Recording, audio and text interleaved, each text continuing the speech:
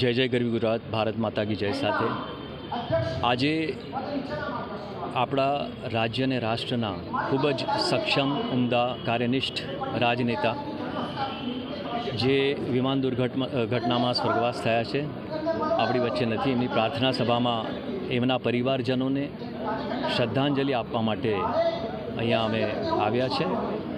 અને વિશેષ કરીને એટલા સરળ વ્યક્તિત્વવાળા, સ્પષ્ટ વક્તા, મેં હમણાં જ કહ્યું કે ગૌરક્ષક નામની જે અમે ફિલ્મ બનાવી એ અમે હિન્દીમાં બનાવવાના હતા, પરંતુ એમને ખબર પડી કે આવી રીતના એક ફિલ્મનું નિર્માણ થઈ રહ્યું છે, તો એમને ગાંધીનગર આમંત્રણ આપ્યું. એમના જન્મદિવસ પર અમે ગયા, એમને ગૌ ભેટ ધરી અને એમને ખૂબ જ ચર્ચા કરી અને એમને એવું સૂચન કર્યું કે આ ફિલ્મ ગુજરાતીમાં બનાવવામાં આવે, અને અમે ગુજરાતીમાં બનાવી. ખૂબ જ ભક્તિમય એમના વિચારધારા હતી, રાષ્ટ્રભક્તિ હતી અને ગૌભક્તિ પણ હતી. એવી દિવંગત આત્માને પ્રભુ એમના શરણમાં રાખે અને ફરી એમને શ્રદ્ધાંજલિ અર્પી રહ્યા છે. અસ્તુ, ભારત માતા કી જય.